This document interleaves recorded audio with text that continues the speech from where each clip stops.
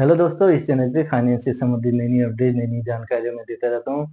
दोस्तों आइए आज की वीडियो में आपको बताते हैं, यदि आप प्राइवेट जॉब करते हैं और आपका पीएफ में कंट्रीब्यूशन होता है, यदि आप छोटी-मोटी ज़रूरतों के लिए पीएफ से पैसा विथड्रॉल करते हैं, पीएफ से पैसा निकालते हैं, तो आपको आगे जाके कितना नुकसान हो सकता है। आइए दोस्तों इसके बारे में आपको विस्तार से समझाता हूँ। दोस्तों यदि आप पीएफ से पैसा निकालते हैं, छोटी-मोटी ज़रूरतों के लिए, तो आपको जो है यहाँ पे लाखों का नुकसान देखने को मिल सकता है। जैसा कि आप जान सकते हो, पीएफ से पैसा आप ऑनलाइन भी निकाल सकते हैं। वहाँ पे एक आप ओटीपी वेरीफाई करके पीएफ से पैसे को विथड्रॉल कर सकते हैं और कुछ समय बाद जैसे एटीएम मिलने शुरू हो जाएँगे, तो आप एटीएम से भी पैसा निकाल सकते हैं। दोस्तों जैसा कि पीएफ पे जो हमें ब्याज मिल रहा है, वो मिल रहा है 8.25% का मिल रहा है।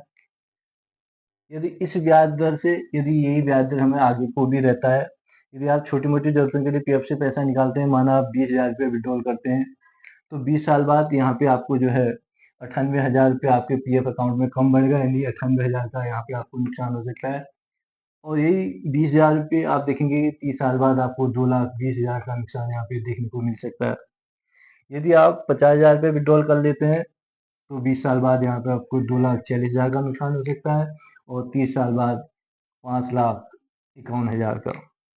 यदि ₹1,00,000 विथड्रॉल करते हैं, तो 20 साल बाद आपको यहाँ पे 4,93,000 का नुकसान देखने को मिल सकता है और 30 साल बाद 11,02,000 का। और यदि ₹3,00,000 विथड्रॉल कर लेते हैं, तो आप 20 साल बाद यहाँ पे आपको 14,78,000 का नुकसान देखने को मिल सकता है और 30 साल बाद 33,06,000 का यहाँ पे आपको आपके पीएफ अकाउंट में पैसे की कम पैसा बढ़ेगा, यानी 33,06,000 का नुकसान हो सकता है। तो दोस्तों आप इस तरीके से देख सकते हैं, यदि आप छोटी-मोटी ज़रूरतों के लिए यदि पीएफ से पैसा विथड्रॉल कर लेते हैं, तो यहाँ पे आपको कितना नुकसान हो रहा है, कितना ज़्यादा आपके पीएफ अकाउंट में इसका फ़र्क पड़ेगा आगे चलकर, तो इस तरीके से आप देख सकते हैं। दोस्तों तो इस तरीके से हमने अगर हमारी छोटी-मोटी ज़रूरतें हैं, तो उन ज़रूरतों को हमने कहीं और से व्यवस्था करके, उन खर्चों की कहीं और से व्यवस्था करके भी हम उन ज़रूरतों को पूरा कर सकते हैं। दोस्तों यदि हम पीएफ से अनावश्यक पैसे को ना निकालें, तो यहाँ पे एक बड़े नुकसान से हम बच सकते हैं।